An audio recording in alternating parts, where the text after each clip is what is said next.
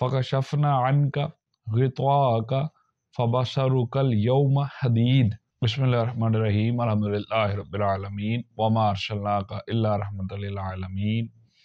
बादश खुदा बुजुर्ग तुई किस्सा मुख्तसर।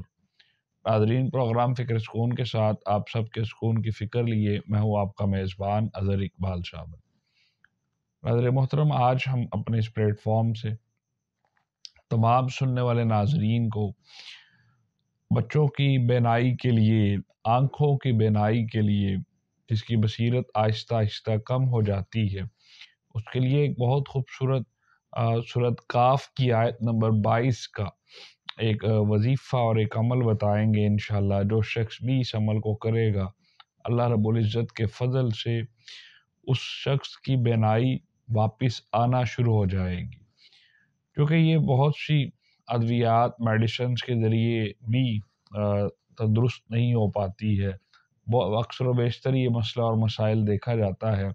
बहुत से व्हाट्सएप के मैसेजेस पैगामात मौसूल होने के बाद फ़ैसला हमने यही किया कि आज हम तमाम लोगों को जो कि मैसेजेस के ज़रिए इसके लिए कुछ ना कुछ अमल मांगते हैं, आँखों के लिए, ख़ासकर उनको सुकून देने के लिए, फिर उनकी बसीरत को उजागर करने के लिए, तो इंशाअल्लाह हम सूरत काफ की आयत नंबर 22 जो शख्स भी पढ़कर हर नमाज के बाद 3 बार पढ़ते हुए अपनी उंगलियों पर दम करते हुए अपनी आँखों पर लगाएगा, तो इंशाअल्लाह अल्लाह रब्बुल इज़्ज़त उसकी बेनाई को वापस अता कर देगा।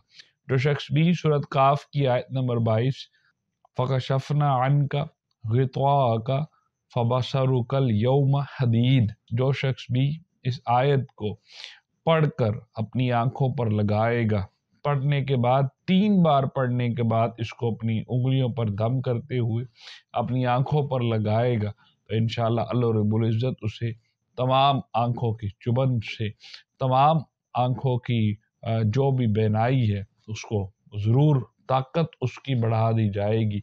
और आप ये अमल अगर मुसलसल और मुतवातर करते हैं, जो शख्स भी ये अमल करेगा इंशाअल्लाह अल्लाह रब्बुल इज़्ज़त उसकी आँखों में जितने भी मामलात हैं, ये आँखें वैसे ख़राब हो गई हैं, अक्सर व बेशतर बच्चों की आँखें भी ख़राब रहती हैं, तो इंशाअल्लाह इस अमल के ज़रिए आपकी और हमारी बीनाई जो है बहुत ज़्यादा बेहतर हो जाएगी। हम उम्मीद करते हैं कि आपको हमारा प्रोग्राम बहुत पसंद आया होगा। इजाज़त दीजिए फ़िक्र स्कूल की टीम के साथ। अस्सलामु अलैकुम व रहमतुल्लाहि व बरकातहू।